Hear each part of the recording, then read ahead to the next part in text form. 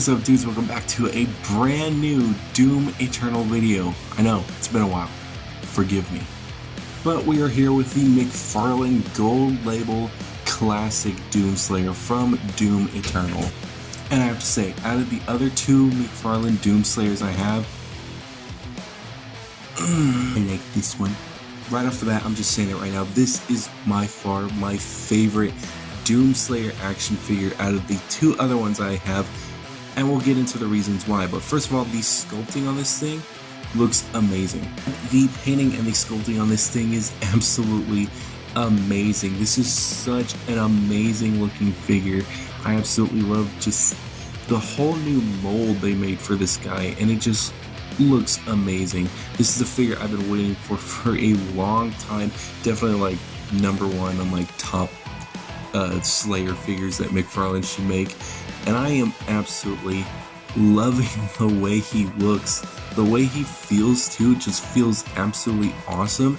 And every little bit of sculpting looks amazing. If we get a little bit of a closer look in here, starting off with the legs. Amazing looking little sculpting on the boots. They look so awesome. All the way down to the legs, awesome as well. I think the only thing that could be done is a little bit of painting on the kind of legs here, because there are a bunch of rips, and it'd be kind of cool to get as much of those painted. And I think I'm going to use kind of the same technique I did for my Man Bat, and that's pretty much just adding just a little bit of dry brushing of white that is on these rips, just to make it look like the cotton is like coming out, or you know, that's like the material just showing through as it was cut.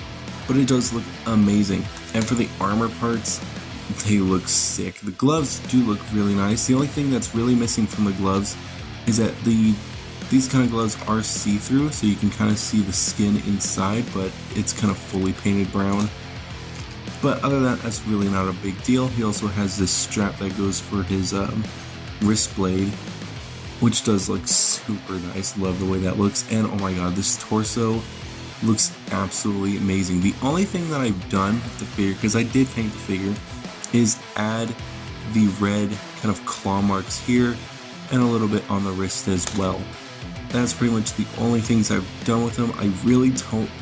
I love customizing figures, like full on painting them, but I think with him, since he's such an awesome figure already, he really doesn't need it.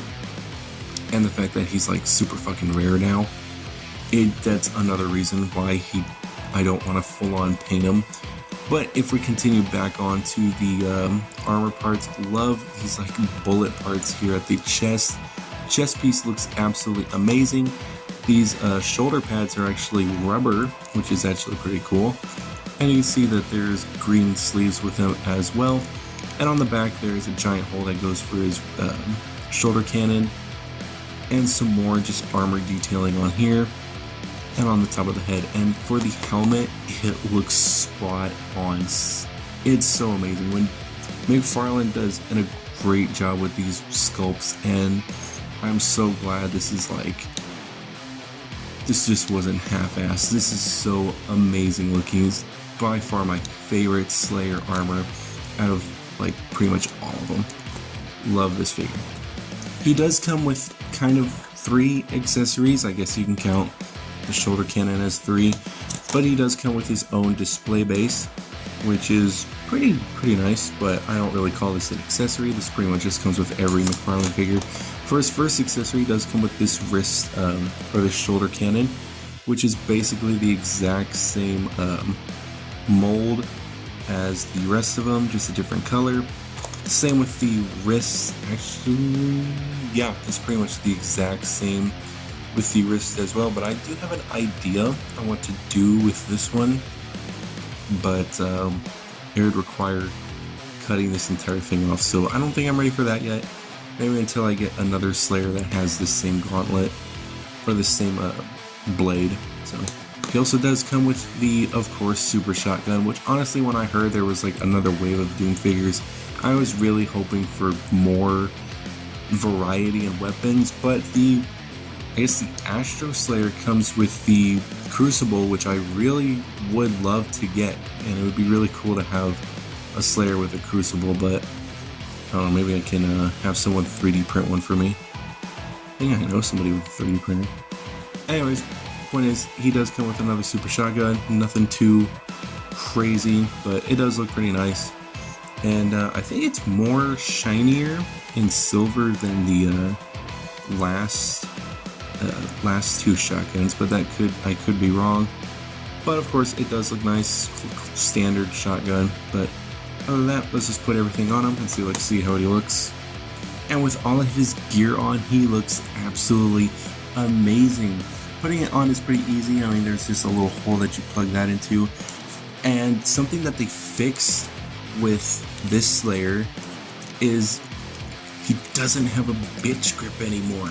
That is solid. The hands are definitely like very hard to get a weapon in now because they're very stiff, but he can easily hold his super shotgun and you will not have to worry about it like flopping off or going anywhere, unlike the last ones that we've had, and that is just so cool. I'm so glad that they fixed it with this specific figure.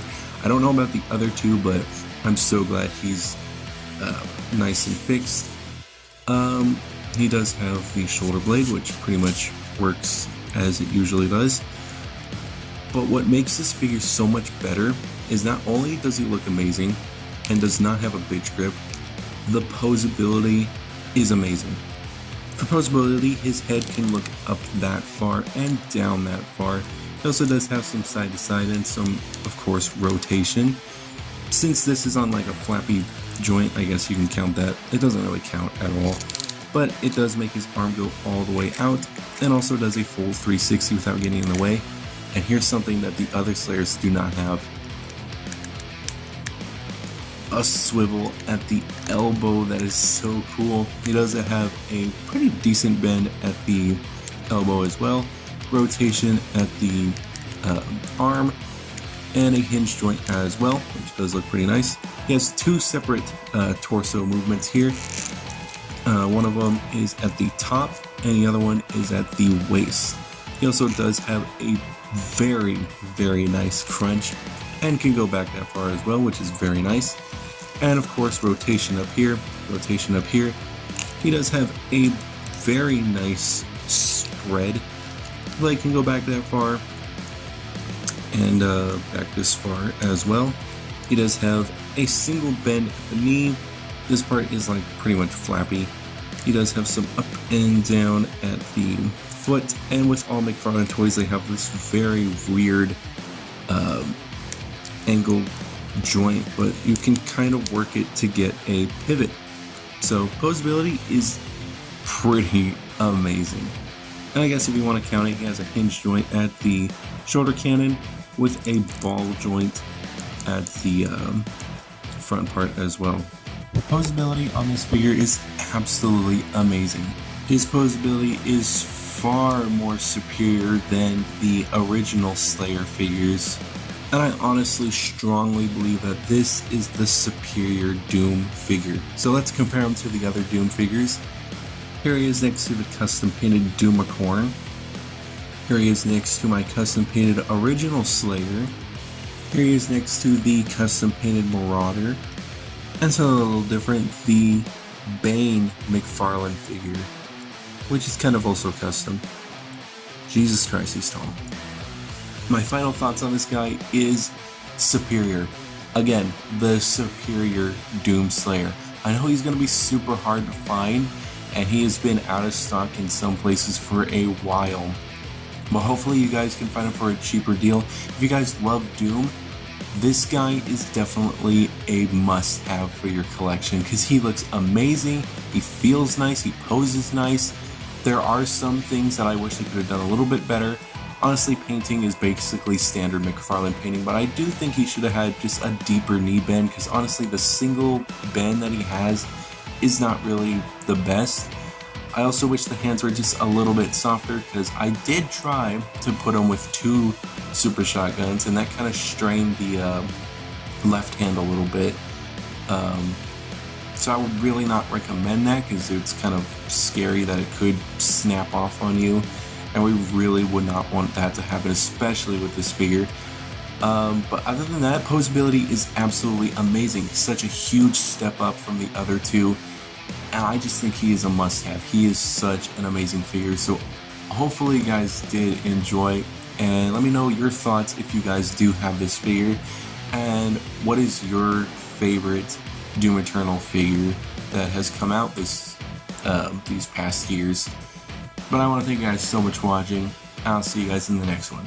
Slight little bonus for the very end, if you guys are sticking around that long, I did custom make some of my figures. Now, I honestly really don't remember if I did a review on him, but this is the Doomicorn, and I think it was last night I decided to go all out with these figures and full on paint them.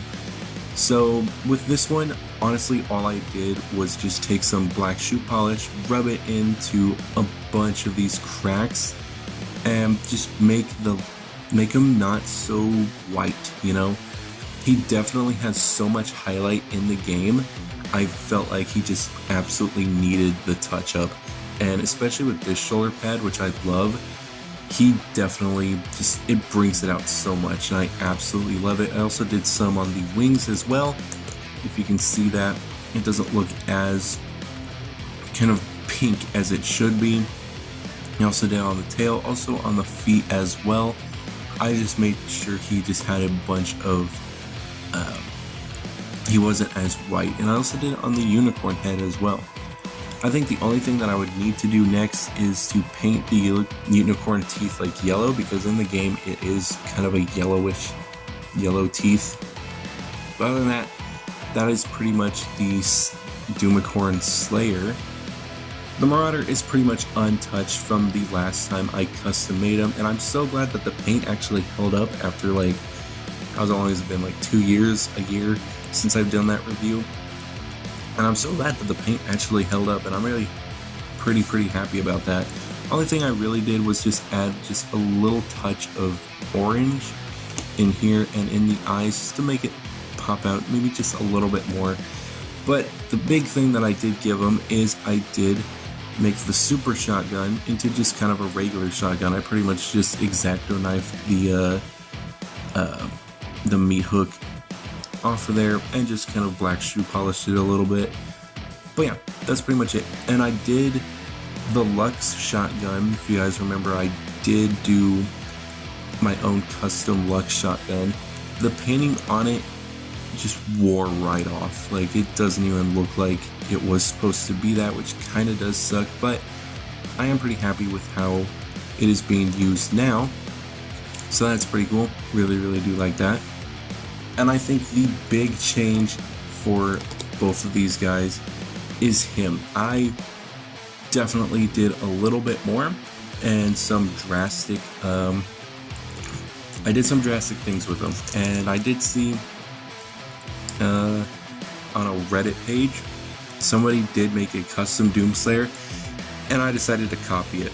I don't remember the name, so I can't really shout him out for giving me this idea, but if you do ever find it, then that's pretty much who gave me the idea. But some of the big things I did was the paint. The paint, hold on, if we can actually, no, that kind of works. The paint does look a bit different than what I did last time. I added way much more silver onto the chest and especially onto the helmet as well. I also added kind of a blue hint to the visor to kind of give it that, I don't know, that kind of look of like it is supposed to be like a visor, you know, kind of the blue look that it has in the game. But other than that, that's pretty much it. I also did have some orange to here and into here, but I just added a butt ton of more silver and pretty much a lot more blood here, here, and pretty much there. But other than those differences, the big change is definitely the arm. And as you can see, there is a swivel at the bicep. And this was super hard to do, so pretty much I had to cut the entire arm off. And pretty much just glue it back together. It is actually kind of cool because the peg is long enough to go from here, and it's pretty much just easy to cut it all the way without damaging the peg that's on this arm. And it's actually pretty cool. All I did was add just like a little bit of super glue in there at the hole that's already attached to this arm. Let it dry and then plug it back in, and there you go. Now he's got an arm swivel, and as you can see, he can actually hold the shotgun now. It doesn't really look the best, but like, I mean, come on, he's holding the shotgun now. That looks amazing. But yeah, that is pretty much all of what I've done with my past Doom Eternal figures, and I definitely think this guy is like superior to all of them, and pretty much he doesn't need that much of a paint job. But yeah, I absolutely love this figure. Thank you to my wife for providing me with this amazing figure. So I think that's gonna be it. Hopefully you guys did enjoy